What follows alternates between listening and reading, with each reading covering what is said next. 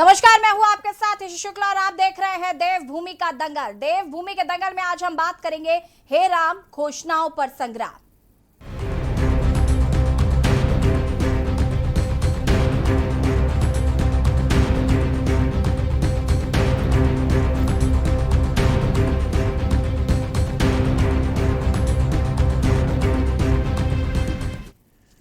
उत्तराखंड में मिशन 2022 की लड़ाई लगातार दिलचस्प होती जा रही है। हल्द्वानी में अरविंद केजरीवाल की 6 बड़ी घोषणाओं के बाद तो चुनावी रण और भी ज्यादा दिलचस्प होता जा रहा है।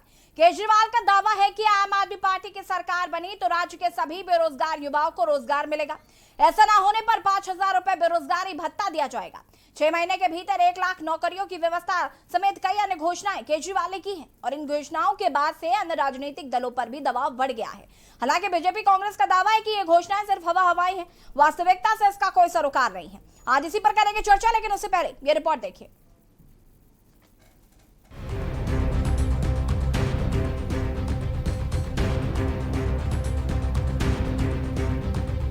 उत्तराखंड में समय बीतने के साथ ही विधानसभा चुनाव की लड़ाई बड़ी दिलचस्प और रोचक बनती जा रही है।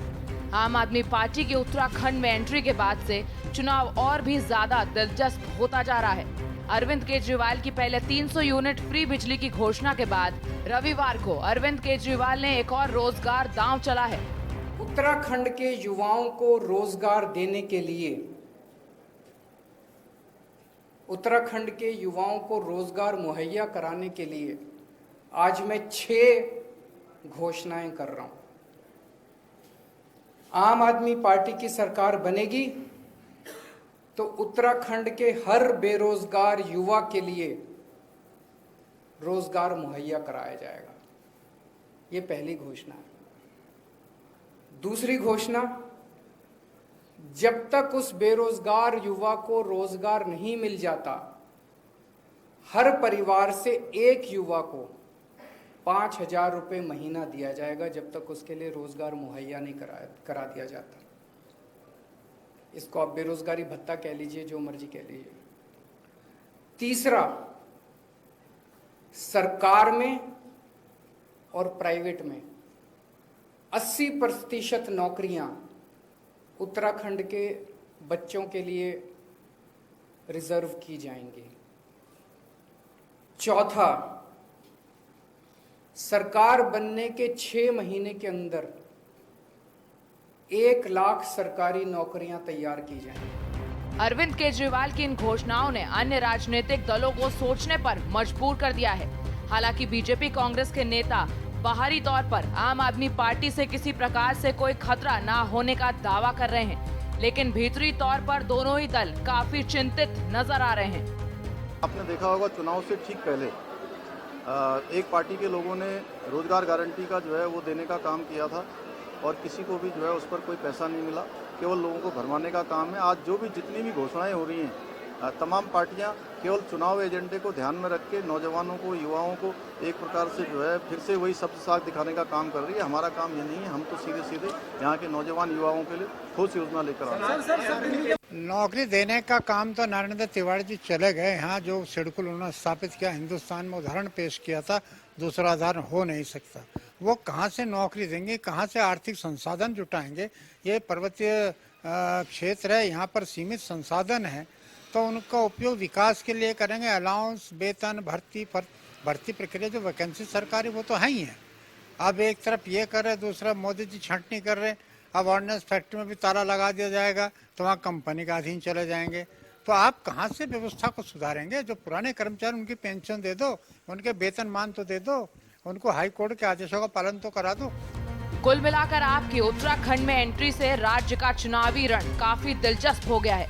पहले 300 यूनिट फ्री बिजली की घोषणा ने राजनीतिक पारे को गरमाया और अब एकाएक 6 बड़ी घोषणाएं करके केजरीवाल ने बीजेपी कांग्रेस को दोबारा सोचने पर मजबूर कर दिया है।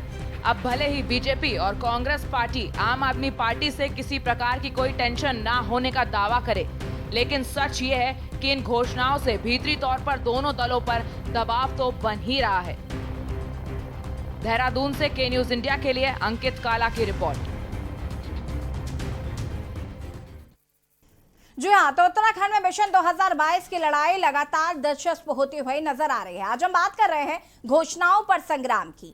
हल्द्वानी में अरविंद केजरीवाल की 6 बड़ी घोषणाओं के बाद तो चुनावी रण और भी ज्यादा दिलचस्प होता जा रहा है। केजरीवाल का दावा है कि आम आदमी पार्टी की सरकार बनी तो राज्य में सभी बेरोजगार युवाओं को रोजगार मिलेगा और जब तक रोजगार नहीं मिलेगा तब तक 5,000 रुपए बेरोजगारी भत्ते के रूप में दिया जाएगा। हालांकि इसके बाद आपको बता दें कि कहीं ना कहीं कांग्रेस और भाजपा के अंदर हलचल देखने को जरूर मिल रही है, भले ही वो सामने इस बात को कबूल ना कर रहे हों। हमारे साथ कुछ मेहमान जुड़ गए हैं, चर्चा आज हम इसी पर कर रहे हैं। हमारे साथ आम आदमी पार्टी से अध्यक्ष युवा मोर्चा दिग्मोहन सिंह नेगी जी जुड़े हुए हैं, बहुत बहुत स्वागत है आपका। और वरिष्ठ पत्रकार जय सिंह रावत जी हमारे साथ जुड़े हुए हैं। सबसे पहले दिग्मोहन नेगी जी, मैं आपके पास आऊंगी। 300 यूनिट फ्री बिजली के बाद जो एकाएक 6 बड़ी घोषणाएं अरविंद केजरीवाल ने की, उसके बाद कहीं ना कहीं सियासत जो है वो गरमाई हुई है। हालांकि जो कांग्रेस है और जो भाजपा है, उनका ये कहना है कि ये जो दावे और वादे आप कर रहे हैं ये महज हवाई बातें हैं, इनका कोई सरोकार नहीं है उत्तराखंड की राजनीति से। कृष्ण जी, मैं एक बात कहना चाहूंगा।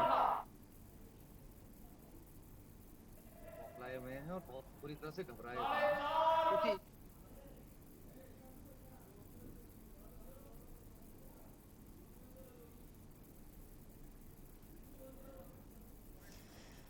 दिग्मोहन नेगी जी के पास जाएंगे, उनकी आवाज हम तक नहीं पहुंच पा रही है। उससे पहले हम आपको बता दें कि आपकी एंट्री के बाद चुनाव काफी दिलचस्प होता हुआ नजर आ रहा है। हालांकि कांग्रेस का ये कहना है कि आम आदमी पार्टी को हम गिनते ही नहीं है उत्तराखंड की राजनीति में। हालांकि ऐसा पहली बार है जब आम आदमी पार्टी उत्तराखंड से चुनाव लड़ने वाली है, वो भी सभी की सभी सीटों पर। और जिस तरीके से घोषणाएं की जा रही हैं या जिस तरीके से उत्तराखंड को समझा जा रहा है, वो कहीं ना कहीं उसके बाद बीजेपी और कांग्रेस की राजनीति में हलचल जरूर देखने को मिल रही है। दिग्मोहन नेगी जी हमारे साथ जुड़े हुए हैं। दिग्मोहन जी, आप अपनी बात को पूरा कर सकते हैं। आपको मेरी आवाज आ रही है? हाँ जी आ रही है, आप अपनी बात को पूरा कर सकते हैं। हेलो दिग्मोहन जी, आपको आवाज आ रही है हमारी? आपकी आवाज आ रही है? आपको मेरी आवाज पहुंच रही है? हाँ जी, आप अपनी बात को पूरा कर सकते हैं। जी, मैं ये कहना चाह रहा था कि देखिए, दोनों ही राजनीतिक दल आज बहुत बुरी तरह से बौखलाए हुए हैं जी। 21 वर्ष हो गए आज उत्तराखंड को बने हुए, और इन 21 वर्षों में दोनों ही दलों ने उत्तराखंड के युवाओं को छलने का काम करा है। जिस परिकल्पना से हमने ये राज्य अलग मांगा था, उसमें ये बेरोजगारी एक अहम मुद्दा था जी। तो आज 21 वर्षों बाद भी उत्तराखंड के बेरोजगारी दर में उत्तराखंड सबसे शीर्ष पर है। और आज जो अरविंद केजरीवाल जी ने हल्द्वानी में घोषणा कल करी, उसमें युवाओं को बहुत बड़ी राहत मिली है। 1 लाख सरकारी नौकरी हम देंगे 6 महीने के अंदर, ये हमने कहा है। हर घर को, हर परिवार को रोजगार मिलेगा, ये हमने कहा है। साथ ही साथ उत्तराखंडियों को 80% उसमें रिजर्वेशन मिलेगा, चाहे वो प्राइवेट कंपनियां हो या गवर्नमेंट जॉब हो, ये हमने कहा है। एक जॉब पोर्टल के माध्यम से प्राइवेट कंपनियों को और बेरोजगार युवाओं को कनेक्ट किया जाएगा, ये हमने कहा है। और साथ ही साथ हमने कहा है कि एक बेरोजगार और पलायन को लेकर एक मंत्रालय का गठन होगा, जिसमें कि हम ट्रैक कर पाएंगे कि एग्जैक्ट संख्या क्या है। आज 15 लाख उत्तराखंड के अंदर रजिस्टर्ड बेरोजगार हैं। उन 15 लाख युवाओं को इस घोषणा के बाद बहुत बड़ी राहत मिली है। जी दिग्मोहन जी, आपके पास मैं वापस आऊंगी। हमारे साथ जय सिंह रावत जी जुड़े हुए हैं, जो कि वरिष्ठ पत्रकार हैं। जय सिंह रावत जी, मैं आपसे जानना चाहूंगी, आप वरिष्ठ पत्रकार हैं चूंकि और उत्तराखंड की राजनीति को और उत्तराखंड को काफी बेहतर तरीके से जानते हैं।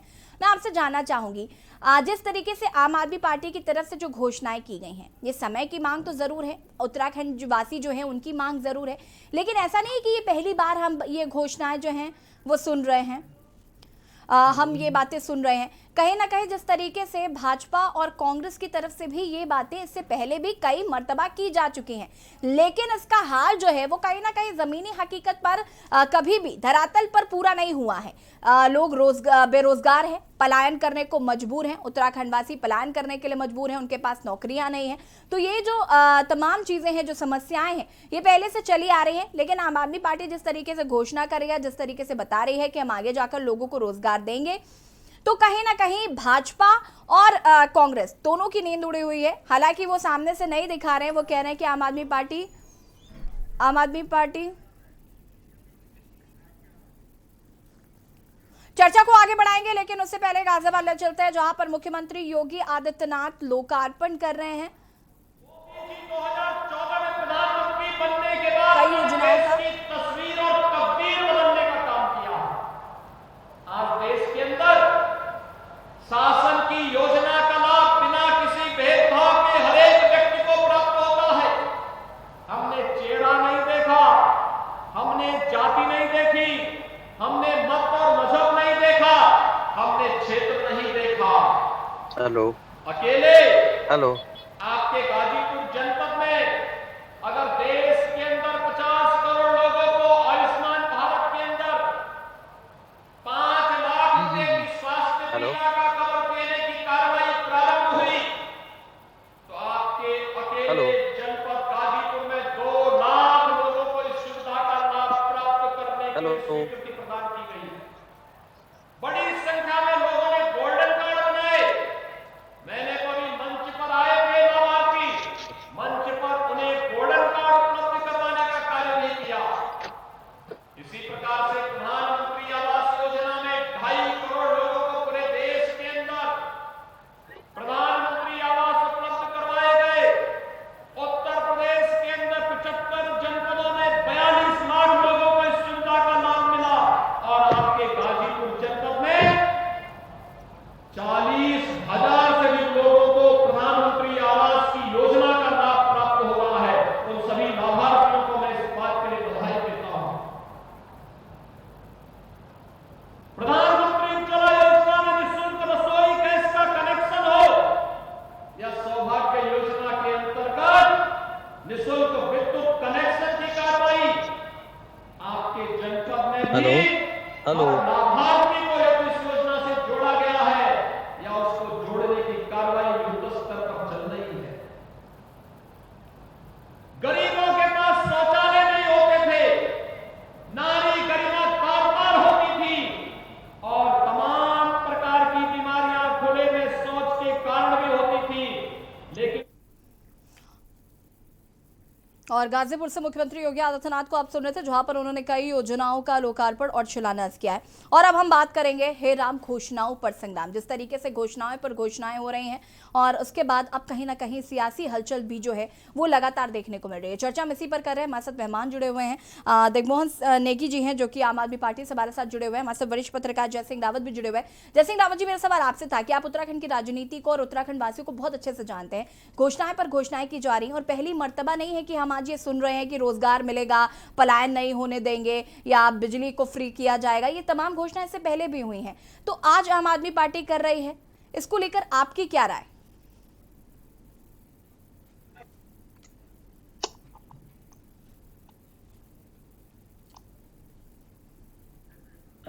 और कांग्रेस रूप से रहा है, बहुत सारी काम भी हुए हैं, ऐसा क्यों नहीं कि कई काम भी हुए हैं, और लेकिन बहुत सारी उत्तराखंड वासियों की अभिलाषाएं अधूरी रह गई है जी। अब ये आए थे आप वाले पार्टी वाले आए हैं तो लोगों को उम्मीद जगी कि कुछ हो सकता है नई चीज लेके आएंगे, कुछ उत्तराखंड की जो समस्याएं हैं या उत्तराखंड की जो विकास की जरूरतें हैं, खासकर पहाड़ की, इनके पास कोई सॉल्यूशन होगा, इनके पास कोई विजन होगा।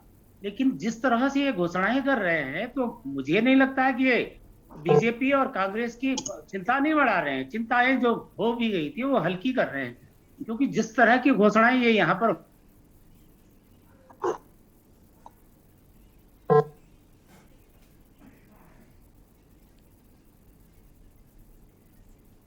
जैसे रावत जी पूरी कर लो, ये कह लो कि जो भी है डुबो लो उसको और कर्ज लेते जाओ। आपको मालूम है 70,000 करोड़ उत्तराखंड पर कर्ज हो चुका है और इस साल भी जो केवल हमारा 57,000 करोड़ का जो बजट पूरा करने के लिए इनके पास पैसे नहीं थे पूरे, सारे केंद्र से राज्य से सारा होने के बावजूद 44,000-42,000 करोड़ हुआ, 57,000 करोड़ होना था। तो फिर क्या हुआ कि 12,000 करोड़ बोरोइंग करेंगे बाजार से उठा के 57,000 और 57,000 से 5,000 करोड़ और 62,000 करोड़ का बजट हो गया और इनकम आपकी जितनी ही इसके बावजूद ये कुछ कर नहीं पा रहे हैं। सैलरी लेने के लिए आपको कर्ज लेना पड़ रहा है। इसके बावजूद अगर आप 100 यूनिट फ्री देंगे तो 300 यूनिट फ्री देंगे, उसका मतलब साल का लगभग 2000 करोड़ का तो यही गया, सब्सिडी देनी पड़ेगी, कहाँ से देंगे? 5000 ये बता रहे हैं, 23 लाख परिवार तो अभी इसमें आए हैं ना, इसमें प्रधानमंत्री जी की कोई योजना थी आयुष्मान योजना में, कितने परिवार हैं? 23 लाख परिवार हैं। 23 लाख अगर 20 लाख है ना, 15 लाख भी होंगे, 15 लाख लोगों को आप रोजगार अगर नहीं देंगे तो 5-5 हजार रुपया देके क्या, मतलब ऐसी कल्पनाएं क्यों कर रहे हैं? बेरोजगारी के लिए कहा साहब आप बेरोजगारी भत्ता देंगे 1 लाख, ठीक है, आप जॉब क्रिएशन करो, ठीक बात है, अच्छी बात है, जॉब क्रिएशन वाली ठीक बात है। दूसरी बात यह है कि ये कहते हैं नया विभाग, अरे सेवा योजना, श्रम सेवा योजना विभाग तो ऑलरेडी उत्तराखंड में है, ऑलरेडी है।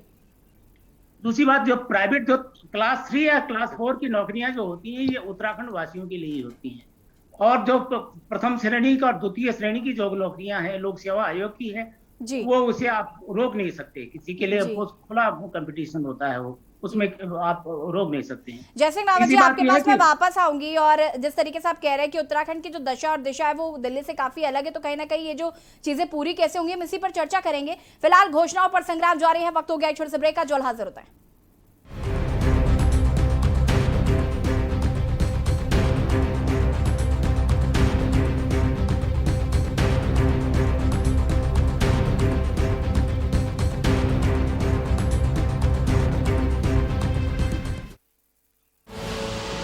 देख रहे हैं के न्यूज, खबरों का सारथी। जन जन तक स्वास्थ्य सेवाएं पहुंचाने के लिए प्रतिबद्ध छत्तीसगढ़ सरकार। मुख्यमंत्री स्लम स्वास्थ्य योजना से अब तक 8.5 लाख से ज्यादा मरीजों का इलाज। 41 लैब टेस्ट वाले 60 मोबाइल वैन की मदद से 14 नगर निगमों में लगे 13,850 कैंप।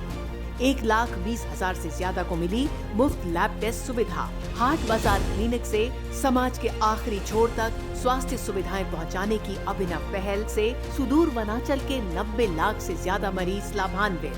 1600 से ज्यादा हाट बाजार क्लिनिकों से अब तक 8 लाख से ज्यादा मरीजों का इलाज। छत्तीसगढ़ हेल्थ मॉडल के मलेरिया मुक्त बस्तर अभियान को यूएनडीपी और नीति आयोग से मिली सराहना। बीजापुर में मलेरिया के केस 71% और दंतेवाड़ा में 54% हुए कम। मई 2020 और मई 2021 के बीच मामलों में आई 39% की कमी। नीति आयोग ने बताया एस्पिरेशनल डिस्ट्रिक्ट्स में चल रहे बेहतरीन अभियानों में से एक। सुबह के लिए उड़ चला गैरों की ज़मीं पर, खुशबू अपने पन की ढूंढता, और दूर कितना भी जा इस जुबान से दूर ना जा पाओगे। विमल, बोलो जुबान केसरी। यूपी समाज कल्याण के स्कूलों में बड़ा खेल, चहेतों को किया पास, बाकी सबको फेल। योगी जी का आदेश भी कर दिया दरकिनार। फर्जीवाड़ा करने में अव्वल बन गए जिम्मेदार। जेम पोर्टल का आदेश साहब लोगों ने पी डाला। स्कूल ड्रेस सप्लाई का ऑर्डर बिना टेंडर दे डाला। जल्द देखिए बड़ा खुलासा, सिर्फ के न्यूज इंडिया पर।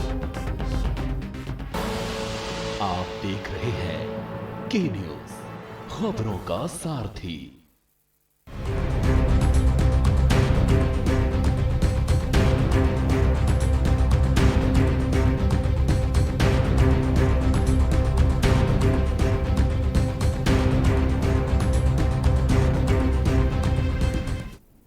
ब्रेक के बाद एक बार फिर से आप सभी का स्वागत है और हम बात कर रहे हैं घोषणाओं पर संग्राम।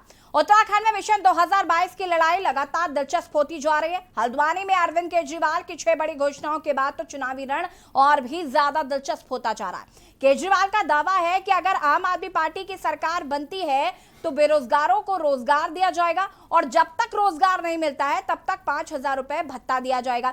ऐसी तमाम कई घोषणाएं उन्होंने की। हालांकि इससे पहले जब वो आए थे तो उन्होंने फ्री बिजली 300 यूनिट फ्री बिजली देने का वादा किया था। इसके बाद कांग्रेस और भाजपा की अगर बात करें हम तो वो सामने से तो ये कह रहे हैं कि आम आदमी पार्टी को मानते ही नहीं है उत्तराखंड में कुछ भी। हालांकि अंदर की अगर हम बात करें तो कहीं ना कहीं प्रेशर जरूर बढ़ता हुआ नजर आ रहा है। हम इसी पर चर्चा कर रहे हैं। हमारे साथ मेहमान भी जुड़े हुए हैं। हमारे साथ वरिष्ठ पत्रकार जय सिंह रावत जी जुड़े हुए हैं, दिग्मोहन नेगी जी हमारे साथ जुड़े हुए हैं जो कि आम आदमी पार्टी से हैं, और हमारे साथ कमलेश उनियाल जी जुड़े हुए हैं बीजेपी से। कमलेश जी, बहुत बहुत स्वागत है आपका। धन्यवाद। कमलेश जी, प्रेशर बढ़ रहा है, अरविंद केजरीवाल जी घोषणाएं करते चले जा रहे हैं। देखिए, मैं एक चीज कहूंगा कि आम आदमी पार्टी की जहां तक बात है तो उनका तो यहाँ एक प्रधान भी नहीं है, एक वार्ड मेंबर भी नहीं है, और 2014 के चुनाव में भी वो हरिद्वार में लड़े थे पूरी ताकत से। आपको तो सब पता है क्या स्थिति रही लोकसभा में।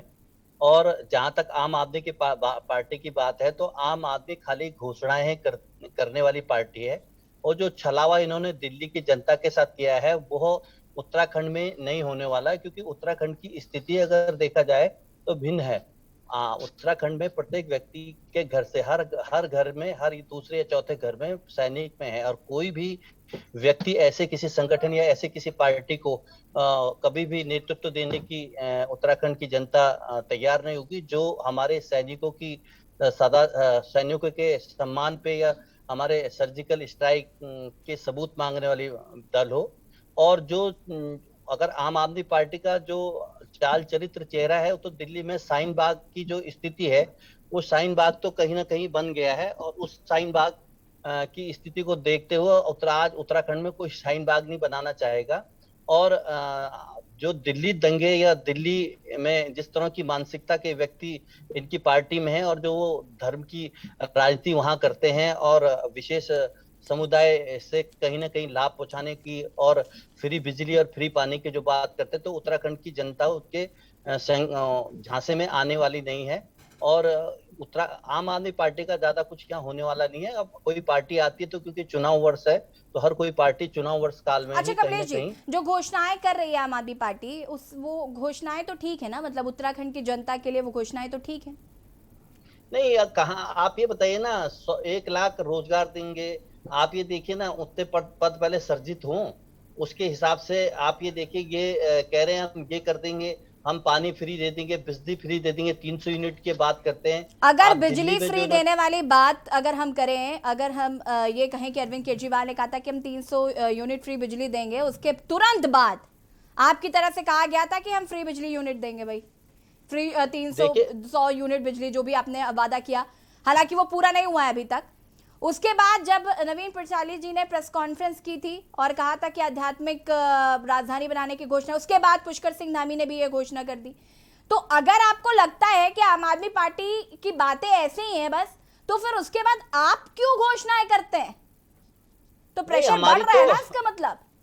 नहीं, प्रेशर नहीं, हमारी तो घोषणाएं निरंतर, हम जो घोषणाएं करते हैं तो हम खाली घोषणा नहीं करते हैं, वो घोषणाएं धरातल पे भी दिखती है।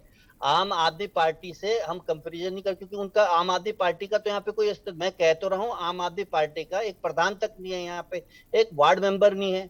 अब शुरू में कोई आना चाहे, और मेरा ये कहना है कि अगर दिल्ली के सापेक्ष अगर हम लोग बात करते हैं तो उत्तराखंड की जनता यहाँ की मूल निवासी है, और दिल्ली में आपने देखा अगर भिन्न है कहीं ना कहीं परिस्थिति, क्योंकि दिल्ली में कहीं ना कहीं बाहर से अलग अलग प्रांतों के लोग इकट्ठे हुए हैं, तो वो कहीं ना कहीं अपने व्यापार पैसे बनाने के लिए, पैसे कमाने के लिए इसलिए जा रखे हैं। तो उनको अगर कहीं फ्री में कोई चीज मिलती है और वोट, अगर इन लोगों ने कुछ 40% या 35% लोगों को कन्विंस किया और अपने पार्ट में वोट डलवाया है, तो यहाँ पर तो वो स्थिति नहीं चलेगी। जो इनकी जो फ्री की स्कीमें है ये कर देंगे। अब आप जयसिंह जी बता रहे थे कि जो ये घोषणाएं कर रहे हैं, चाहे ये रोजगार के ऊपर कर रहे हैं, चाहे जो भी इनकी घोषणाएं, तो अगर देखा जाए तो कहीं ना कहीं वो तो चली रही है। हम 70% रोजगार की तो हमारी सरकार बात लेके आई ना, 70% जो अटल बिहारी वाजपेयी जी के टाइम पे जो पैकेज दिया गया था विशेष करके उत्तराखंड राज्य को, इंडस्ट्री पैकेज, तो उसके अंतर्गत ये बात पहले से तय की 70% स्थानीय लोगों को रोजगार मिलेगा।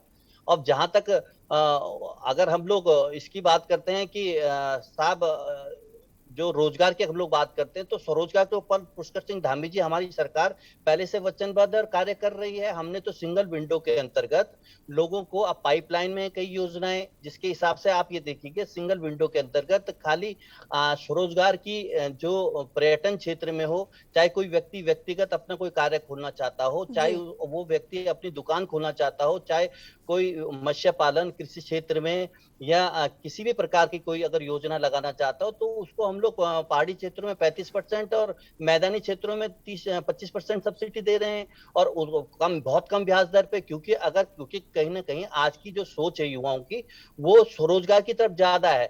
उसका कारण क्या है कि आजकल युवाओं की भी ये सोच है, और ये अच्छी बात भी है। हमने तो कई ऐसे आंकड़े भी रखे हैं पूर्व में कई डिबेटों में, जिसके अंतर्गत युवा आज रोजगार लेने की जगह रोजगार देने वाली बात कर रहे हैं। जी, आप सभी हमारे साथ बने रहिए। दिमोहन जी, इसके बाद मैं आपके पास ही आऊंगी। फिलहाल हम चर्चा कर रहे हैं घोषणाओं पर संग्राम लगातार जारी है। वक्त हो गया एक छोटे से ब्रेक का, जल्द हाजिर होता है। आप देख रहे हैं के न्यूज, खबरों का सारथी। देहरादून से दिल्ली अब दूर नहीं है। केंद्र सरकार के सहयोग से 5,000 करोड़ की लागत से बने NH 58, 73 व 72 राजमार्ग मुजफ्फरनगर, रुड़की, हरिद्वार, देहरादून के 4 लेन चौड़ीकरण से अब देहरादून से दिल्ली का सफर मात्र 3 से 4 घंटे का रह गया है। उत्तराखंड आगमन और प्रगति कार्यों के लिए शुरू हुए इस 4 लेन हाईवे से समय की बचत के साथ साथ ईंधन की कम खपत व प्रदूषण में भारी कमी आई है। इस बेहद महत्वाकांक्षी राजमार्ग के बन जाने से उत्तराखंड से पड़ोसी राज्य उत्तर प्रदेश, हरियाणा व दिल्ली के बीच यातायात सुगम व सुचारू हो गया है, जिससे पर्यटन और व्यापार न केवल तेजी से आगे बढ़ रहे हैं बल्कि उत्तराखंड और देश की तरक्की में रफ्तार दे रहे हैं। प्रधानमंत्री नरेंद्र मोदी की दूरदर्शी सोच के चलते उत्तराखंड वासी बहुत जल्द 2.5 घंटे में देहरादून से दिल्ली पहुंच सकेंगे। ऐसा संभव होगा 13,000 करोड़ रुपए की लागत से बनने वाले 210 किलोमीटर लंबे देहरादून दिल्ली एक्सप्रेसवे के बन जाने से, जिसके निर्माण की शुरुआत हो रही है। आपके सर्वांगीण विकास के लिए प्रतिबद्ध उत्तराखंड सरकार। पर ये दिल है कि चख रहा है उन्हीं अल्फाजों का दूर कितना भी जाओ, इस जुबान से दूर ना जा पाओगे। विमल, बोलो जुबान केसरी। आप देख रहे हैं के न्यूज, खबरों का सारथी। ब्रेक के बाद एक बार फिर से आप सभी का स्वागत है और हम बात कर रहे हैं हे राम घोषणाओं पर संग्राम जारी है। एक के बाद एक घोषणाएं हो रही हैं, चाहे वो आम आदमी पार्टी की तरफ से हो, चाहे वो भाजपा की तरफ हो, चाहे वो कांग्रेस की तरफ से हो, और ऐसा हो भी क्यों ना 2022 में विधानसभा चुनाव जो होने, तो कहीं ना कहीं हर पार्टी जनता को लुभाने की कोशिश कर रही है। हालांकि आम आदमी पार्टी ने जो कल घोषणाएं की है उसके बाद से कहीं ना कहीं सियासत में हलचल जरूर देखने को मिल रही है। चर्चा हम इसी पर कर रहे हैं, हमारे साथ मेहमान जुड़े हुए हैं। दिग्मोहन जी, आप कुछ कह रहे थे? जी, मैं एक एक करके पहले कमलेश जी का और बाद में आदरणीय जयसिंह रावत जी की बात का जवाब देना चाहूंगा। बट मैं चाहूंगा कि जिस शालीनता से हमने सुना वो भी इसी शालीनता से सुने। जी जी, तो अभी कमलेश जी जो बोल रहे थे, उनकी लड़खड़ाती जुबान, उनका डल सा चेहरा ये बता रहा है कि वो कितने परेशान और कितने वो हैं।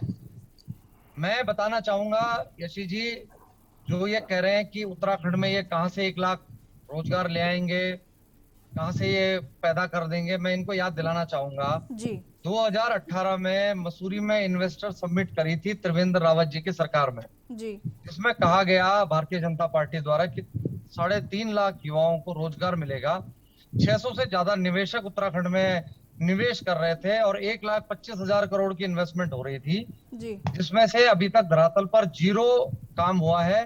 और आप सोचिए कि उस भू कानून खत्म करने से पूरे प्रदेश को जिस खतरे में भारतीय जनता पार्टी की सरकार ने लाके खड़ा कर दिया है, आज पहाड़ के पहाड़ बिक गए हैं। ये समझते हैं कि जो नाकामी इनके 2 निकम्मे मुख्यमंत्रियों ने दिखाई इस प्रदेश में, और जिस तरीके से उन्होंने इस प्रदेश की जनता के 4.5 साल बर्बाद करे हैं, ये दूसरों को भी वैसे ही समझते हैं। ये इसी गलतफहमी में है जैसे ये 2013 में दिल्ली में थे। इन्होंने कहा था दिल्ली में इनका एक भी प्रधान नहीं है, लेकिन जब 2014 में 2015 में हमारी 67 सीटें आई तो इनकी पांव तले जमीन खिसक गई। सिर्फ भारतीय जनता पार्टी की 3 सीटें आई और कांग्रेस तो अपना वजूद भी नहीं बचा पाई। 2020 में वही रिपीट हुआ, फिर दोबारा से आम आदमी पार्टी की सरकार 62 सीटों के साथ आई और उसके पीछे कारण था काम की राजनीति का। जी, मुद्दा रोजगार का है, मुद्दा उत्तराखंड के युवाओं के हक हकूकों का है।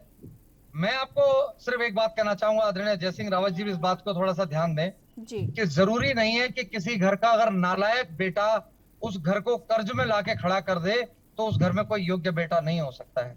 इस प्रदेश में जिस तरीके की कमीशन खोरी है, जिस तरीके की दलाली है, आप तमाम जो कमाऊ विभाग हैं, आज उनमें जो भ्रष्टाचार का आलम है, वो किसी भी, आप तो खैर मीडिया से हैं, आपको हर बात की खबर होती है। आप देखिए खनन में क्या लूट है जी। आप देखिए आबकारी विभाग में कितनी तमाम राज्यों के शराबें उत्तराखंड के दूरस्थ गांवों तक बिक रही हैं। क्या उसमें सरकारों की मिली भगत नहीं है? अगर उत्तराखंड से सिर्फ और सिर्फ ये चोरियां रुक जाएं, ये दलाली रुक जाए और ये कमीशनखोरी रुक जाए, एक ईमानदार सरकार यहाँ पर आकर काम करे, तो निश्चित तौर पर ये जो आज अभी आदरणीय जयसिंह रावत जी कह रहे थे कि 60,000 से ज्यादा करोड़ के कर्जे में उत्तराखंड है, इस उत्तराखंड का कर्जा भी 70,000, ये 70,000 करोड़ का कर्जा भी दूर हो सकता है और यहाँ के युवाओं को रोजगार भी मिल सकता है। उत्तराखंड के सीमांत जनपदों के अंतिम गांवों में अच्छी शिक्षा, अच्छा स्वास्थ्य और युवाओं को रोजगार भी मिल सकता है। जरूरत एक साफ नियत की है यशी जी। आज ये जो भारतीय जनता पार्टी और कांग्रेस ने 10-10 साल इस प्रदेश में राज करके इस प्रदेश के संसाधनों की लूट मचाई है, यहाँ की इन्होंने नदियां और यहाँ के पहाड़ लूट लिए, आज पलायन का दंश झेल रहे पर्वतीय जनपदों के लोगों को सिर्फ और सिर्फ अगर अभाव है तो शिक्षा का, स्वास्थ्य का और रोजगार का। और उत्तर प्रदेश में जब तक हम लोग थे राज्य निर्माण से पहले, तब पलायन सिर्फ वहां का मर्द करता था, वो नौकरी करने बाहर जाता था, स्त्रियां घर संभालती थी। आज लोगों ने पूरे घर छोड़ दिए हैं, कोई अपनी 100-250 नाली जमीन छोड़ के 150 गज के 5 बिस्तर और 2 BHK के फ्लैट में नहीं रहना चाहता है, वो चाहता है कि उसका गांव आबाद हो। लेकिन इन दोनों ही जो राष्ट्रीय राजनीतिक दल थे, इन्होंने उत्तराखंड में सिर्फ और सिर्फ उत्तराखंड के संसाधनों को लूटने का काम करा है। और जो इनकी नीयत है, ये सोचते हैं कि दूसरों की भी नीयत वही है। हम काम की राजनीति की शुरुआत करते हैं, इनकम भी बढ़ाएंगे राज्य की, और दूसरी बात जो फजूल खर्ची है उसको भी रोकेंगे। तो जहां तक इनका कहना है कि दूसरी बात, भारतीय जनता पार्टी के पास चुनाव में 4.5। दिग्मोहन जी, आपकी आवाज हम तक नहीं आ पा रही है, आपसे और भी जानकारी हम यहाँ पर लेंगे, चर्चा को आगे बढ़ाएंगे। बांटने का काम करते हैं, लोगों को प्रलोभन देते हैं, पैसा बांटकर चुनाव जीतने का काम करते हैं। आज ये देख लीजिए कि कांग्रेस से अब विधायक टूटकर वापस भारतीय जनता पार्टी में आने लग गए हैं। ये सिर्फ और सिर्फ ये लोग प्रलोभन देकर उनको खरीदने का काम कर रहे हैं। तो आज प्रदेश की जनता जान चुकी है कि भारतीय जनता पार्टी और कांग्रेस दोनों एक ही हैं, क्योंकि मुख्यमंत्री धामी भारतीय जनता पार्टी के हैं, लेकिन कैबिनेट में बैठे हुए सारे जितने भी मंत्री हैं सब कांग्रेस से गए हुए मंत्री हैं। और अभी भी वो सिलसिला जारी है, चाहे वो अभी पुरोला से राजकुमार गए हों, या जो पहले कांग्रेस के कैबिनेट में रहे प्रीतम पवार थे वो हो। अभी तो खबर ये मिल रही है कि बहुत बड़ा एक धड़ा टूट के कांग्रेस का फिर बीजेपी में जाने वाला है। तो ये वही है इनका जो ये मैजिकल चेयर वाला गेम है कि 5 साल तुम लूटो, 5 साल हम लूटे, 5 साल तुम लूटो, 5 साल हम लूटे। अब आम आदमी पार्टी के उत्तराखंड में आने पर इन दोनों में बौखलाहट है और ये दोनों समझ नहीं पा रहे कि क्या होगा। लेकिन कल के हल्द्वानी के जन सैलाब से आपको दिखा होगा कि अब जनता काम की राजनीति चाहती है उत्तराखंड को। 21 साल का वयस्क उत्तराखंड है अब ये समझदार हो गया है। ये बात बिल्कुल सही है कि आम आदमी पार्टी की तरफ से जो मुद्दे उठाए गए हैं वो बहुत ही जेन्युइन मुद्दे हैं और इन पर चर्चा होनी चाहिए, इन पर बात होनी चाहिए, क्योंकि बेरोजगारी सबसे बड़ा मुद्दा है। और जिस तरीके से यहाँ पर बेरोजगारी फैली हुई है, या जो युवा है वो पलायन करने को मजबूर है या बेरोजगार है, रह रहा है और खाने कमाने के लिए चीज़ें नहीं है, तो कहीं ना कहीं इस पर ध्यान देने की जरूरत है। लेकिन ये काम होगा कैसे, इस पर चर्चा करना भी बहुत जरूरी है। हमारे साथ आरपी रतूड़ी जी भी कांग्रेस से जुड़ गए हैं। आरपी रतूड़ी जी, बहुत बहुत स्वागत है आपका। नमस्कार। और कमलेश जी भी हमारे साथ जुड़ गए हैं। रतूड़ी जी, सबसे पहले मैं आपकी प्रतिक्रिया ले लेती हूँ अब इस पर भी कि बीजेपी और कांग्रेस लगातार ये कह रही है कि आम आदमी पार्टी जो घोषणाएं कर रही है वो सारी हवाएं हैं, लेकिन क्या ऐसा नहीं है कि प्रेशर बढ़ रहा है अब आम आदमी पार्टी के आने से? नहीं, देखिए, आम आदमी पार्टी के आने से न कांग्रेस पे कोई प्रेशर है न बीजेपी पे कोई प्रेशर है। ये केवल अपने आप में उस गुब्बारे की तरह है जिसकी जल्दी हवा निकलने वाली है। रतूड़ी जी, भाजपा पर प्रेशर नहीं है, ये आप कैसे बता पाएंगे? मैं तो राष्ट्रीय राजनीति, रतूड़ी जी और कमलेश जी दोनों एक ही है, इसलिए। दिग्मोहन जी, आपके पास वापस आऊंगी। मिस्टर बीच में मत बोलो, ये अच्छी बात नहीं है। जी रतूड़ी जी, अपनी बात को पूरा करिए। दिग्मोहन जी, आपके पास आऊंगी मैं। मेरा ये कहना है कि उत्तराखंड के लोगों के साथ दिल्ली में जरा एक पहले केजरीवाल बताएं कितने लोगों को विधायक बनाया, कितने लोगों को सम्मानजनक तौर पे राज्यसभा में भेजा, बड़ा प्यार आने लग गया उत्तराखंड के लोगों को। जब कोरोना काल में हमारे प्रवासी भाई आ रहे थे तो उनको विश्वास क्यों नहीं दिलाया कि आप क्यों जा रहे हैं भाई, आपके लिए तो मैं बैठा हूं, आपके वोटों से मैं बना हूं, आपकी व्यवस्था मैं करूंगा। वहां हमारे एक बच्चे को क्यों मार दिया गया, उस नेगी को, उसकी सुरक्षा किस सरकार ने की। और दूसरा, जो 8 लाख रोजगार देने की बात दिल्ली के नव युवकों को की थी, अरे कब तक ठगोगे? उत्तराखंड ठगने वाला नहीं है, ये बहुत देवभूमि का भी है और बड़ा राष्ट्रवादी विचारधारा का है, ये ठगने वाला नहीं है। यहाँ पहले ये आप बताएं कि आप भौगोलिक परिस्थिति का, आप केजरीवाल साहब हल्द्वानी और देहरादून में आके पूरे उत्तराखंड के ठेकेदार हो गए, जरा एक बार जाकर के तो देखें कि यहाँ की भौगोलिक परिस्थिति। अरे मोहल्ला स्वास्थ्य समिति या क्लिनिक क्या उत्तराखंड में दिल्ली के तर्ज पर हो सकती? क्या दिल्ली के तर्ज पर यहाँ के स्कूल, जहाँ एक गांव 4 किलोमीटर के अंतर में है, बीच में नाले और खाले हैं, आप दिल्ली में 1 किलोमीटर सड़क बनाएंगे तो उसकी कॉस्ट क्या होगी? उत्तराखंड में 1 किलोमीटर। आप यहाँ की भौगोलिक परिस्थिति का पहले ज्ञान नहीं कर रहे हैं, केवल चुनाव के लिए आप आकर के और लूट मार करने का काम कर रहे हैं। पहले 8 लाख युवाओं का रोजगार आप दिल्ली में बताएं कि आपने अगर दे दिया हो तो उत्तराखंड को आप जरूर ये आश्वासन दें, लेकिन आप जब दिल्ली के लोगों को बेहतरीन व्यवस्था नहीं दे सके, सबसे अधिक अगर कोरोना काल में मृत्यु दर है तो दिल्ली में है, क्यों है? क्या व्यवस्था थी आपकी? वहां लोग ऑक्सीजन के लिए मारे मारे फिर रहे थे, वहां बेड के लिए मारे मारे फिर रहे थे। आप उत्तराखंड को भी उसी तर्ज पर ले जाना चाहते हैं।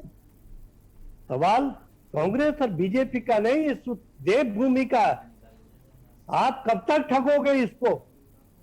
आप कार्यकर्ताओं को तो झाड़ू वाली टोपी पहना रहे थे, पर जरा मुझे बताएं कि इनके होने वाले मुख्यमंत्री का जो चेहरा बताते हैं ये, वो कभी झाड़ू वाली टोपी पहनी?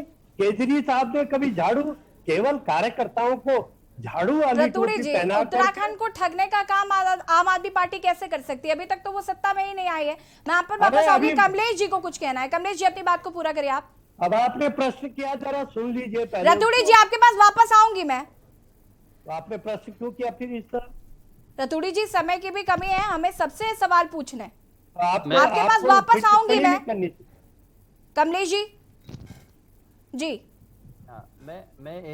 मैं एक चीज कहूंगा जी। ये आम आदमी के प्रवक्ता बार बार बोल रहे हैं कि साहब घबरा गए जी। आप इनसे पूछिए ना, हल्द्वानी में रैली करी या वहां रैली करी, आज इनके जो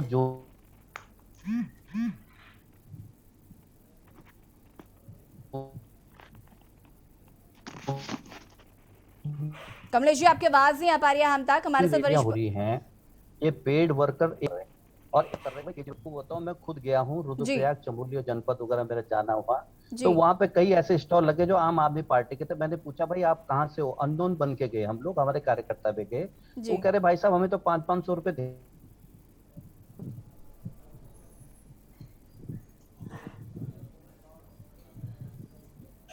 कमलेश जी आपके पास वापस आऊंगी मैं। जयसिंह रावत जी हमारे साथ लगातार जुड़े हुए हैं। जयसिंह रावत जी, आपने यहाँ पर दिग्मोहन नेगी जी की भी बात सुनी, आपने यहाँ पे कांग्रेस को भी सुना, आपने यहाँ पे भाजपा को भी सुना कि क्या कुछ कहना है कमलेश जी का भी।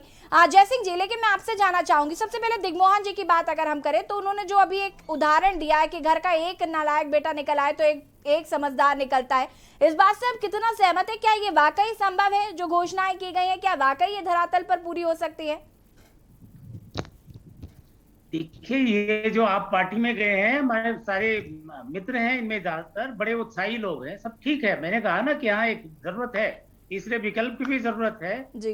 नई विचारधारा की जरूरत है। हमें चाहे नया खून आया, कुछ करे, नई चीज करके दिखाए, लेकिन नई कैसे दिखाए मैं भी बताता हूँ। अभी आपने हीरा सिंह बिस्सी का बाइक दिखाई थी, वो मिनिस्टर थे सबसे पहले, जब वो श्रम मंत्री थे उत्तराखंड में, तो उस समय 70% रोजगार की व्यवस्था हुई थी। तिवारी जी के जमाने में जो जितनी इंडस्ट्रीज होंगी 70% होगी। लेकिन उसमें बाद में क्या हुआ कि 70 इंडस्ट्रीज ने दिया नहीं। उन्हें कहा भाई अगर हमको तो स्किल लेबर चाहिए, आप लाओ 70% हम स्किल लेबर आप करो, अगर आपके पास है हम दे देंगे, लेकिन हम नॉन स्किल्ड को 70% हम रिजर्वेशन दे देंगे, हम रखेंगे, लेकिन स्किल्ड हमें तो कारीगर तो बिल्कुल दक्ष चाहिए ना, जिनको तकनीकी जानकारी हो। अगर वो नहीं मिलेंगे हमको तो हमारा कारखाना बंद हो जाएगा। तो वो अभी अनसॉल्व्ड है। अगर इनको थे तो इस मुद्दे पर इस तरह की बात करनी चाहिए थी कि भैया देखो यहाँ अब तक ये था, अब ये हो जाएगा। अभी क्या कहते हैं भाई दिग्मोहन जी ने बताया कि भाई हम जमीन का कानून की बात, लेकिन आप चाहते हैं कि हाँ जमीन का कैसा कानून आप बनाना चाहेंगे। दूसरी बात, इस तरह से हम ये कहें जो यहाँ के मुद्दे होंगे। अभी बात उठी है, हम जानते हैं निश्चित रूप से उत्तराखंड की जो चिकित्सा और शिक्षा जो व्यवस्था है वो बिल्कुल बहुत ही खराब है, और पलायन का मुख्य कारण भी यही है। इसीलिए पहाड़ से लोग मैदान में चले जाते हैं। नेताओं ने सबने अपनी पत्नियां देहरादून ले आए हैं। जब नेता ही पलायन कर रहे हैं तो आम आदमी फिर वहाँ वो दिक्कत ये होगी कि माना किसी गांव में अब लोग भी कम रह गए हैं, 6 बच्चे हैं तो 6 बच्चों के लिए स्कूल नहीं खुलेगा। दूसरे गांव की बात अभी 4 किलोमीटर पर डॉक्टर रतूड़ी कह रहे थे, वो कैसे जाएगा।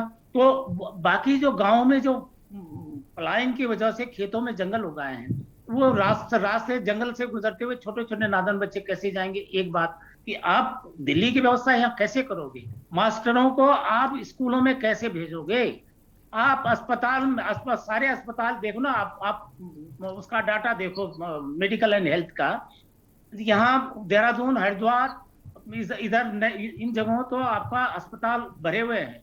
कई जगह जो विशेषज्ञ होते हैं डॉक्टर, एक ही उसमें 2-2, 3-3 भी होते हैं। लेकिन पहाड़ों में तो हालत बुरी है, वहाँ डॉक्टर जाना ही नहीं चाहता है।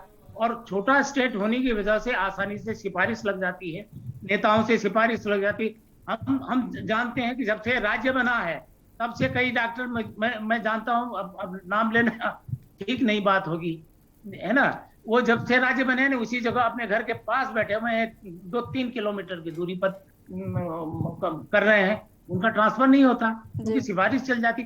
इस तरह के मुद्दे आप कह रहे हैं भ्रष्टाचार दूर, अरे भ्रष्टाचार दूर करोगे तो भ्रष्टाचार आप बोलो ना, ये लोकायुक्त जब तक नहीं आएगा तब तक कैसे आप भ्रष्टाचार दूर करेंगे। क्योंकि एक पार्टी दूसरी पार्टी को कहते हैं ये भ्रष्ट है, ये भ्रष्ट है, लेकिन अल्टीमेटली सजा किसी को नहीं देते हैं। तो लोकायुक्त जो बात हुई थी वो हमारी मौजूदा सरकार ने उसको विधानसभा में छिपा दिया, सुप्रीम कोर्ट ने कहा 3 महीने के अंदर करो। ये बेसिक मुद्दे हैं जो उत्तराखंड की जमीन जो यहाँ जो आप ये देखिए ना कि जो 15-16% जमीन मैदान की है ना, और बाकी 85% ऑलमोस्ट 85% जो जमीन है वो पहाड़ की जमीन है, पहाड़ है। तो 85% में केवल 48% जनसंख्या रह गई है, और जो 15% जो भूभाग है उसमें 52% जो पॉपुलेशन है वो कंसंट्रेट हो गई है। यही हम देहरादून में देख रहे हैं, नालों में, खालों में लोग क्या करेंगे बसने के लिए।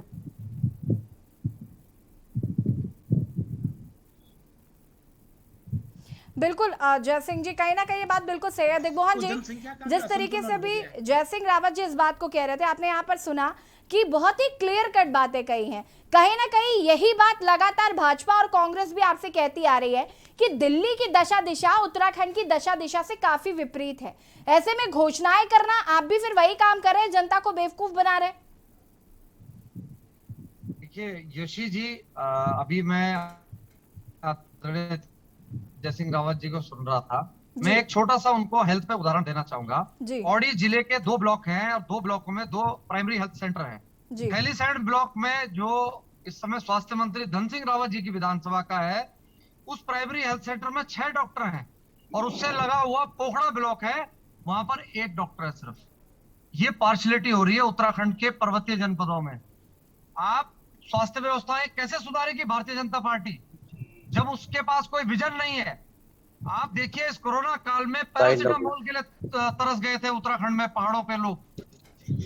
ये सिर्फ और सिर्फ ये कहना कि नहीं जी दूसरा कैसे सुधारेगा। दिल्ली में भी पहले वही सरकारी स्कूल थे, वही सरकारी हॉस्पिटल थे, वही सरकारी स्टाफ था।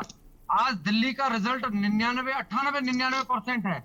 वहां के स्कूल सुधर गए हैं, वहां के बच्चे अब पिछले सत्र में 2 लाख प्राइवेट स्कूलों से बच्चों ने अपना नाम कटवा के सरकारी स्कूल में एडमिशन किया। ये काम करने की क्षमता और प्रतिबद्धता होनी चाहिए, साफ नीयत होनी चाहिए। उत्तराखंड के शिक्षक, उत्तराखंड के डॉक्टर काम करना चाहते हैं, लेकिन ये दोनों भ्रष्ट सरकारें, दिशाहीन सरकारें उनको काम नहीं करना देना चाहती। मैं आपको बताना चाहूंगा एक उदाहरण, शिक्षकों के लिए जो डीए है, दुर्गम और दिग्मोहन जी, आपको यहाँ पर मैं रोकना चाहूंगी, आपसे भी और भी इस पर चर्चा कर लेंगे, आपसे भी हमारे साथ बने रहिए। फिलहाल हम बात कर रहे हैं घोषणाओं पर संग्राम जारी है जिस तरीके से। वक्त हो गया एक छोटे से ब्रेक का, जल्द हाजिर होता है। आप देख रहे हैं के न्यूज, खबरों का सारथी। पर ये दिल है कि चख रहा है उन्हीं अल्फाजों का दूर कितना भी जाओ, इस जुबान से दूर ना जा पाओगे। विमल, बोलो जुबान केसरी।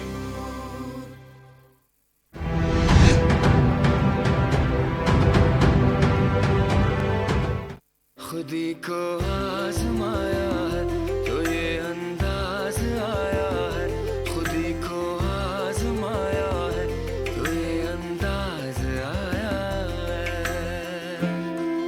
तुम में भी मैं हूं, शुद्ध प्लस पान मसाला। आप देख रहे हैं के न्यूज, खबरों का सारथी। ब्रेक के बाद एक बार फिर से आप सभी का स्वागत है और आज देवभूमि के दंगल में हम बात कर रहे हैं घोषणाओं पर संग्राम। आपको बता दें कि कल हल्द्वानी में अरविंद केजरीवाल ने एकाएक 6 घोषणाएं कर दी। उसके बाद से कहीं ना कहीं लगातार भाजपा और कांग्रेस की तरफ से जो प्रतिक्रिया मिली उसमें तो उन्होंने ये साफ कहा है कि हमें इस बात से फर्क नहीं पड़ता है, लेकिन कहीं ना कहीं अंदरूनी हलचल जरूर सियासत में देखने को मिल रही। हालांकि घोषणाओं का दौर उत्तराखंड में काफी दिनों से शुरू हो चुका है क्योंकि 2022 में विधानसभा चुनाव है, लेकिन जमीनी हकीकत पर यह घोषणाएं कितना धरातल पर नजर आएंगी ये तो जरूर आने वाला वक्त ही बताएगा। चर्चा हम इसी पर कर रहे हैं। हमारे साथ आरपी रतूड़ी जी कांग्रेस से जुड़े हुए हैं, हमारे साथ जय सिंह रावत जी वरिष्ठ पत्रकार हैं, वो भी लगातार जुड़े हुए हैं, दिग्मोहन जी जुड़े हुए हैं, कमलेश जी जुड़े हुए हैं। कमलेश जी, आपसे जानना चाहेंगे, घोषणाएं भाजपा की तरफ से भी लगातार की जा रही है, कांग्रेस की तरफ से भी की जा रही है, चुनावी माहौल है, 2022 में उत्तराखंड में विधानसभा चुनाव होने हैं, लेकिन मैं आपसे जानना चाहूंगी क्या आपने जो घोषणाएं की वो जमीनी हकीकत पर पूरी हो पाई और कितनी पूरी हो पाई हैं? और अगर आपको लगता है कि आम आदमी पार्टी जो घोषणाएं कर रही है वो निराधार है तो लोगों को रोजगार कैसे मिलेगा, फिर उत्तराखंड वासी जिएंगे कैसे, पलायन कैसे रुकेगा? ये भी तमाम सवाल हैं जो आपके सामने। पहले तो ये जो मेरे आम आदमी पार्टी के प्रवक्ता है, मैं इनकी बात का जवाब दूं। भ्रष्टाचार कह रहे हैं। आप इनसे पूछिए ना, आपकी एक कमरे से कलकत्ता में एक सिंगल कमरे से ये करीबन 225 कंपनियां चला रहे हैं और उससे चंदा ले रहे हैं, और वो चंदा का उसके चंदे की एक कंपनी से इतनी उनका एड्रेस जब का अवलोकन किया गया है तो ये पता लगा है कि ये सारी कंपनियां का एक ही एड्रेस है जो कलकत्ता से चलती हैं, और चंदा लेकर के उस चंदे का दुरुपयोग कहीं ना कहीं कर रहे हैं। और जो क्योंकि इनके पास खुद का कोई संगठन नहीं है उत्तराखंड के अंदर, और पेड वर्करों के आधार पर चुनाव नहीं लड़ा जा सकता है, और ये इनकी कल्पना से बाहर है। अगर ये किसी तरह का ये चाह रहे हैं कि हम उत्तराखंड की जनता को 2022 का चुनाव बताएगा। बीच में बोल देते यार। अरे यार, तुम्हें एक बार या तो सुन लिया करो, अगर हम बीच में बोलने देंगे तो आपको बोलने भी नहीं देंगे। और ये जहां तक इनकी मैं बात करता हूं, जो हमारा प्लान है एकदम स्पष्ट है। आपको थोड़ा मुझे टाइम देना, एक तो आप बीच में आप क्वेश्चन करते हो, फल से पलट जाते हो, और दूसरों को चाहते हो मेरी बात पूरी होने दें, तब आप दूसरे का नंबर दें। मैं एक चीज आपसे कहूंगा कि उत्तराखंड के जो हमारे युवा हैं या पूरे भारतवर्ष के अंदर आज युवाओं की सोच कहीं ना कहीं चेंज हो गई है। पहले युवा ये चाहते थे पढ़ लिख करके नौकरी करें, नौकरी करने के बाद कुछ लोग ऐसे चाहते, कुछ विद्यार्थी, कुछ हमारे युवा साथी ऐसे हैं कि हम अपने सिविल सर्विस की तैयारी करें, अधिकारी बने। कुछ लोग ऐसे चाहते हैं कि जो हम प्राइवेट सेक्टर में बड़े बड़े पैकेज में जाएं। लेकिन आज युवा ऐसे चाह रहे हैं, कुछ लोगों की सोच आ रही है, हकीकत भी है। आप अगर हल्द्वानी, पिथौरागढ़ या अपना रुद्रप्रयाग, कई जनपद है जिनमें हम लोग गए हैं, जहाँ पे आंकड़े भी हमारे पास आए हैं, इसके अंतर्गत युवाओं की सोच आज नौकरी लेने वाली नहीं, नौकरी देने वाली है। तो स्वरोजगार एक ऐसा माध्यम है जिसमें हमारी, चाहे त्रिवेंद्र सरकार की हम बात करते हैं, त्रिवेंद्र जी के कार्यकाल की बात करते हैं, चाहे हम तीरथ जी के कार्यकाल की बात करते हैं, या पुष्कर सिंह धामी जी के कार्यकाल की बात करते हैं, हमने सिंगल विंडो से स्वरोजगार के लिए लोगों को प्रेरित किया है। क्योंकि स्वरोजगार के माध्यम से अपने, क्योंकि अगर सब लोग, ये सोच भी है आम, हम कई बार बात करते हैं, आप भी देखेंगे अगर सब नौकरी, इतनी नौकरियां सृजन करना कहीं ना कहीं दिक्कत है। तो इसलिए उस स्थिति को देखते हुए भी कहीं ना कहीं हमारी सरकार ने सिंगल विंडो के माध्यम से कुछ चीजें पाइपलाइन में है और कुछ चीजें ऑलरेडी हर विभागीय स्तर पे, और हमने तो तहसील स्तर पे, आप ब्लॉक स्तर पे इस तरह के अभी कार्यक्रम लगातार चल रहे हैं पूरे भारत, उत्तराखंड के अंदर। और जहां तक कि अगर हम लोग बात करते हैं कि साहब रोजगार का कहीं ना कहीं दिक्कत है, आप ये बताओ ना, इतनी बड़ी महामारी कोरोना काल के अंतर्गत जो कोरोना फर्स्ट और कोरोना सेकंड के टाइम पे आपने देखा होगा कि कहते हैं ना कि सब अगर जान बची तो लाखों पार, कहीं ना कहीं हमें अपने लोगों की जानें बचानी थी और उसके लिए वैक्सीनेशन की जो हमारी सरकार की जो कल्पना थी कि प्रत्येक व्यक्ति उत्तराखंड के अंदर वैक्सीन के अंदर कवर्ड हो। आज ये देखे ना 85% पूरे भारत के अंदर उत्तराखंड के, अगर रुद्रप्रयाग जनपद में अगर बात करता हूँ या अल्मोड़ा जनपद की मैं बात करता हूँ, 100% सिंगल डोज के अंदर कवर हो गए हैं, उनको वैक्सीन लग गई है। उसके अलावा आप ये देखिए कि ये स्थिति है कि इनके कार्यकाल में, अगर ये दिल्ली वाले बोल रहे हैं, दिल्ली वाले जो ये आम आदमी खास आदमी पार्टी है, आप ये देखिए उस समय तो जब हमारे प्रवासी थे, इन्होंने दिल्ली के यूपी बॉर्डर पे छोड़ दिए थे सब लोगों को कि भाई हमारा कोई मतलब नहीं है। और ये वही पार्टी तो है जो उत्तराखंड वालों को बोलती थी कि साहब ये वहां से आ जाते हैं बस में बैठ करके और यहाँ नौकरी करते हैं और नौकरी करके हमारे यहाँ एक बोझ के समान है। ये इनकी सोच थी उत्तराखंड लोगों के बारे में। और इनकी क्या सोच है, इनके प्रवक्ता तो खुद तुलना करी है। ये चीजें थोड़ी भूल सकती है जनता। उत्तराखंड की जनता पढ़ी लिखी है, उनको सब जानकारी, उन्हें पता है कि हमारा हित और अहित किस संगठन में। आज इसीलिए तो आप ये देखिए, चाहे कांग्रेस से हो चाहे अन्य दलों से, लोग टूट करके भारतीय जनता पार्टी की सदस्यता ले रहे हैं, क्योंकि उनको लगता है कि आने वाले जो नरेंद्र मोदी जी के नेतृत्व में जो कार्य वो जी कमलेश जी, हम समझ गए हैं कि आपने जिस तरीके से कहा है कि आपको फर्क नहीं पड़ता आम आदमी पार्टी की तरफ से चाहे जो भी घोषणाएं की जाएं। जय सिंह रावत जी लगातार हमारे साथ जुड़े हुए। जय सिंह रावत जी, आपका कोई फाइनल कमेंट हो? यदि जिस तरीके से आप कमलेश जी को सुन रहे हैं, रतूड़ी जी भी लगातार इस बात को कह रहे हैं कि हम आम आदमी पार्टी को खुशी में, हालांकि आप भी कह रहे हैं कि दिशा और दशा काफी विपरीत है, हम भी इस बात को मानते हैं, लेकिन कहीं ना कहीं वो जो मुद्दे उठाए जा रहे हैं वो भी उत्तराखंड के लिए काफी ज्यादा महत्वपूर्ण है। नहीं, महत्वपूर्ण तो निश्चित रूप से है जी। मैंने कहा ना, शिक्षा की व्यवस्था यहाँ खराब है, स्वास्थ्य की व्यवस्था खराब है, और उत्तराखंड से निश्चित रूप से बेहतर है चिकित्सा व्यवस्था, स्वास्थ्य व्यवस्था, उसका शिक्षा व्यवस्था दिल्ली में। और केजरीवाल सरकार ने की भी है, उसमें दो राय नहीं है उसमें। इसलिए उम्मीद बनी थी कि हो सकता है यहाँ ये लोग कुछ कर, लेकिन अगर हवा में घोषणा करो, जैसे अभी भ्रष्टाचार की बात अभी कर रहे हैं जी, लेकिन जिस लोकपाल के नाम पर इस पार्टी का उदय हुआ है, आम आदमी पार्टी बनी है, वो उसका जिक्र ही नहीं कर रही है। उत्तराखंड की समस्या, मैंने बोला ना, ये एक समस्या भ्रष्टाचार की भी है, लेकिन उसे कौन दूर करेगा उसके लिए, क्योंकि एक सरकार दूसरी सरकार को बचाती है, ब्यूरोक्रेट को, एक ब्यूरोक्रेट दूसरे ब्यूरोक्रेट को बचाता है जी। अगर लोकपाल या लोकायुक्त यहाँ पर होता तो वो भी बात जनता के हाथ में आ जाती है, जनता खुद प्रोसिक्यूट करती, खुद कंप्लेंट करती, उसमें फिर जो ऑल इंडिया सर्विस रूल्स जो हैं उसके, जो पिछले राजमार्ग घोटाले में 2 IAS अधिकारियों के खिलाफ भारत सरकार ने परमिशन नहीं दी, तब तो परमिशन की जरूरत भी नहीं थी। उसमें जो प्रिवेंशन ऑफ करप्शन एक्ट है 1988 का, वो भी इसमें लागू नहीं हो पाता अगर यहाँ का लोकायुक्त बना हुआ होता।